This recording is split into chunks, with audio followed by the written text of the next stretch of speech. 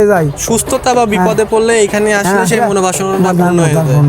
আমি আছি বর্তমানে গাজীর বাজারের উত্তর পাশে শ্রী শ্রী বৈরাগী ঠাকুরের আশ্রমে। তো এই ভিডিওটার মাধ্যমে জানতে পারবেন এই মন্দিরটা কিভাবে উৎপত্তি হয়েছে এবং এখানকার রহস্য সম্পর্কে। দাদু, তো দাদুর কাছ থেকে শুনবো এখানকার যে মন্দিরটা কিভাবে শ্রী শ্রী বৈরাগী ঠাকুরের আশ্রমের প্রতি নমস্কার এবং ভক্তবৃন্দের প্রতি নমস্কার। ঠাকুরের এই আশ্রম এখানে ছিল পূর্বপুরুষের একটু আমরা বলতে পারবো না এখানে ছিল বন জঙ্গল, গাছগাছালি, বেনাবন, কুচবন, শিয়াকুল বন, এই সমস্ত। এখানে এই জায়গা দিয়ে আসতে তো জল পার হয়ে এখানে জলাকার ছিল। এই পাশ দিয়ে জলের ভিতর দিকে আসতে হচ্ছে এই মন্দিরে। এখানে ছিল একটা বড়ই গাছ, একটা সরা গাছ। আর এই জমিটা হচ্ছে মুসলমান, যিনি এখানে এই চাষবাস করতেন না, এখানে পতিত পড়ে থাকতেন।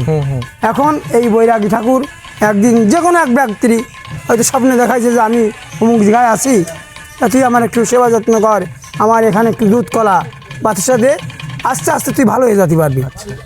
এই অবস্থায় ঠাকুরের আস্তে আস্তে আস্তে আস্তে ঠাকুরের এই প্রসারিত শুরু। কেউ না কেউ ওইরকম জানিছে, হয়তো একজন জানিছে যে অমুক অমুক জায়গায় যাই, ওখানে কী করতে যাই, চিন্তা ভাবনা করতে যাই, তুই কোথায় যাস রে? তাহলে ওই বৈরাগী ঠাকুরের আশ্রমে। কী করতে আমি একটু পূজা দিতে যাই। আস্তে আস্তে একজন ভালো যদি হয়ে যায়, তাহলে আরেকজনের বাদে, পাশে একজনের বাদে, এই লোকটা ভালো হয়ে যাচ্ছে কী কারণে, কোথায় যায়, কী ব্যাপার, এখান থেকে সবাই একটু দেখি। আমি একজন দেখিছে যে কোথায় যাই, আস্তে আস্তে ওর পাশ আসিয়ে দেখে যে উনি এই জায়গায় আসেন। কী ব্যাপার, এখানে একটা ফাটল, একটা এরকম ফাটল ছিল, এই ফাটলের ভিতরে বড়ই গাছ ছিল। সেই বড়ই গাছের ভিতরে ওই দুধ কলা বাতাসা নানা টাকা পয়সা যাইতে দিত। কিন্তু একদিন ধরেন এই যে 4 বিঘে 3 বিঘে জমি পড়ে আছে, কি কেউ ফেলাইতই না, কেউ ফেলাইছে না।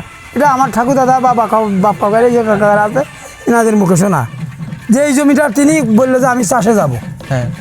যিনি এখানে আসেন তার তিনারে স্বপ্নে দেখালো, তাই তো রে, সে ওখানে যাচ্ছে নাঙ্গলে, তুই তার একটু বারণ করে আয়, সে জানো আমার ওই জমিতে নাঙ্গলে না যায়। সে গেছে, যে তারে বারণ করেছে, দাদা মুসলমান, এই যে এই গ্রামে বাড়ি পান্তারাঙ্গি, গ্রামের নাম হচ্ছে পান্তারাঙ্গি। এই না কিছু জানেন, তার কাছে যে বারণ করে আসছে, দাদা আপনি ওই জায়গায় নাঙ্গলে যাবেন না, নাঙ্গলে না যে আপনি ঠাকুরের নামে রেখে দেন। বলে তাই তো, আমি তুই কি পাগল নাকি, আমি 3-4 বিঘে জমি ফেলাই দেবো, তুই ভাবিস কী করি। উনি কিন্তু ক্রোধ ভয়ে এখানে নাঙ্গলে আসছেন।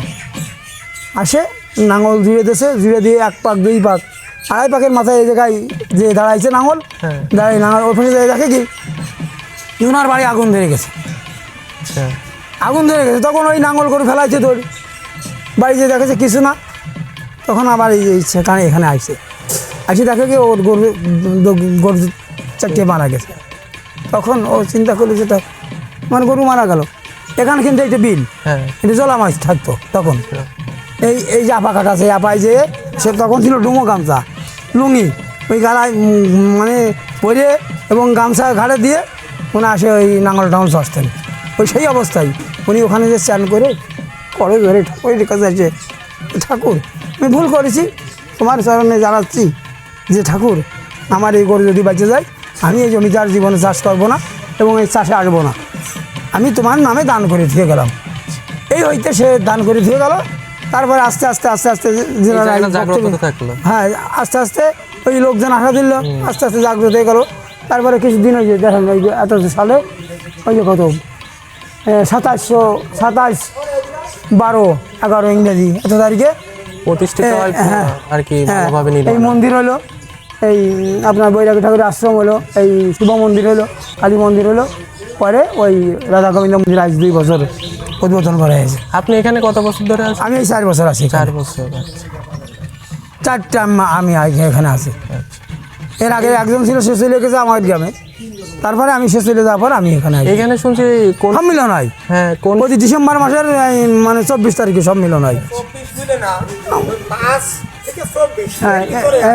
মানে 24 তারিখে অনুদান ছিল।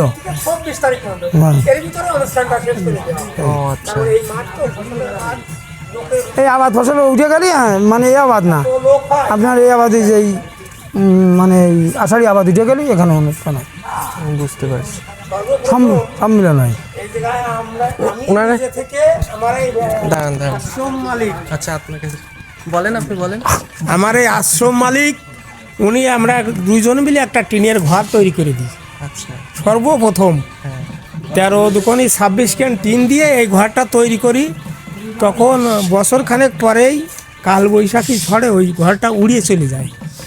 যাওয়ার পরে আমাদের ওই দুইজনের ভিতরে একটা পরিকল্পনা আসলো যে আমরা কিভাবে এই আশ্রমটাকে প্রতিষ্ঠিত করতে পারবো। ওনার কর্তৃত্বই কিন্তু এগুলো সব। ফুকে ঘোষ নাম, সুকেশ ঘোষ, ফুকে ঘোষ তো না, ঠিক আছে, ঠিক আছে। ওনার কৃতিত্বেই এই বিল্ডিংটা এইগুলো না আরও ছিল, আর তো কীর্তি ছিল সাগর বিশ্বাস, মুসলমান সাগর বিশ্বাস মুসলমান। ওনার কৃতিত্বে এই যে এই রাস্তা ওনার কীর্তিত্বে সাগর বিশ্বাস। কৃতিত্বে আমাদের এই রাস্তাটা হয়েছে এবং আমাদের এমপি ছিল আনোয়ার মহোদয়, ওনার মাধ্যম দিয়ে আমরা এই রাস্তাটা আনতে পারি। 28 শতক জমি কিনি, জমির মূল্য নেই 10,000 টাকা করে শতক। হ্যাঁ 10,000 টাকা এক শতক শতক কিনা হয়েছিল। জমির মূল্য 10,000 টাকা। তো এই আশ্রম থেকেই কিন্তু ওই টাকাটা দিয়ে দেওয়া হয়। মানে যেভাবে আশ্রম, মানে যেমন আমি এক ব্যক্তি, আমার মতো আর একজন, এই যে দেখেন ওই দানিরা আছে সবাই এরকম এভাবে দিয়ে এগুলো করা। এ পর্যন্ত আমি এইটুকু জানি, এর বেশি আমি বলছি। হ্যাঁ আমরা এই ঠিক আছে, আপনাকে থ্যাংক ইউ। আমরা এইখানে এসে তো এত কিছু জানতে পারলাম। এর আগে কিন্তু আমার বন্ধুরা আসছে না, ওই যে ওরাও কিন্তু ওইভাবে জানে না, ওরা কিন্তু এই পাশেই থাকে। আমি ব্যাপার হচ্ছে আমাদের বাপ কাকাদের মুখে শোনা কথা, হ্যাঁ হ্যাঁ, বুঝছো, আমরা শুনে বলি, তখন এখানে বলে আমরা কিন্তু জানি না। আমি এই আসি এই জায়গায় এসে এইগুলো শোনা। বলতো যে এখানে দুধ দিয়ে যাইতো তখন ওই যে আমার দাদা বললো, উনি কিন্তু আমার বড় ভাই। ওই দুধ দিয়ে গেলে জলের ভিতরে ছেড়ে দিলে ওই ঘুরতে এখানে একটা ই ছিল ঘর, হ্যাঁ ওখানে চলে যেত এরকম ঘুরতে, মানে একটু দূরেও যদি পড়তো তো আস্তে ওইখান আস্তে, থেকে হ্যাঁ ওই জায়গাটায় চলে যেত। এই মানুষের একটা আতঙ্ক হলো যে আশ্রমটা কি, যার কারণে এই মাঠের ভিতরে একর দেখো কত ফসলের জায়গা দখল করতে আর আসে না। ঠাকুরের নামে এখনো আস্তে আস্তে অনেক প্রসারিত হয়ে গেছে। অভাবী নয়, কাঙ্গাল নয়, তারা এখন দিন যাচ্ছে, কিন্তু এই ঠাকুরের আশীর্বাদ ভালোভাবে যাচ্ছে। মানে আছে ব্যাধিগ্রস্ত যারা মানুষ করতেছে। এই পাশটা আবার একটু জমি ওই উনি আমার সভাপতি 1.5 শতক জমি কিনে দান করে দিয়ে গেছে আশ্রমের নামে। উনি এখানে থাকার জন্য জমিটুকু কিনেছিল, যে আমি জানি এত কিছু করলাম, যদি একটু থাকার আশ্রম হয় তো ঠাকুরের আশ্রমে থাকবে না বলে উনি পিছনে, আশ্রমের পিছনে 1.5 শতক জমি কিনে 15,000 টাকা করে শতক, ওই জমিটাও উনি আশ্রমের নামে দান করে দিয়ে গেছে। আপনার অবদান শোনা হলো না। আপনি, আমার নাম সরজিৎ মণ্ডল, গ্রাম দাসবাড়িসা, কালীগঞ্জ থানা, জেলা ঝিনাইদহ। ঠিক আছে, ধন্যবাদ। দাদু কি বলছিলেন? আমি কি বলছি, কি একটার জন্য বলছিলেন ওনার সাথে কথা বলার সময়? ও বলছিলাম যে এখানে যা কিছু অবদান, হ্যাঁ ঠাকুরের অবদান যেভাবে মানুষরা করে আর মনোবাসনা সেইভাবে পূর্ণ হয়। মনোভাষা পূর্ণর জন্য এখানে আসে যে আমার একটা ছেলে আসছে না, যে ঠাকুর আমার যদি একটা ছেলে হয় তাহলে আমি তোমার এই নাই দেবো। এবং আমার বাবার ব্যাধিগ্রস্ত হয়ে গেছে, যে ঠাকুর আমার বাবার যদি প্যারালাইসিস ব্যাধি চলে যায়, আমি 10টা মতর জল আনবো, ভক্তবৃন্দ সেবা দেবো, কি 10,000 টাকা দেবো, কি 20,000 টাকা দেবো। একটা গরুর অসুবিধা হয়েছে, যে ঠাকুর আমার এই গরুটা যদি ভালো হয়ে যায়, সুস্থতা বা বিপদে পড়লে এখানে আসলে সেই মনোবাসনাটা পূর্ণ হয়ে যায়। ভালো হয়। আর আমার নাম আছে সুকুমার মণ্ডল, আমি এখানে সেবায়িত। এখানে আমি এই 4 বছর আছি এখানে ঠিক আছে, সেবায়িতের দায়িত্বে, মানে আমার কমিটিতে রাখি। ঠিক আছে। তো এত কিছু জানতে পারে একটু ভালো লাগছে, কারণ এই জানা নেই তো, অনেক আসছে, অনেকবার ভিডিওটা আসছে। তুমি করে নিয়ে গেলে তাহলে ভালো দেশের লোকে দেখবে, হ্যাঁ দেখবে, যারা আর কি আছে আমার সাথে সংযুক্ত তারা দেখতে পারবে। এবং তুমি ভাইরালে দিবা। হ্যাঁ আরো শর্ট নেবো, উপর আকাশ থেকেও নেবো, হ্যাঁ ওইগুলো আর কি। ঠিক আছে।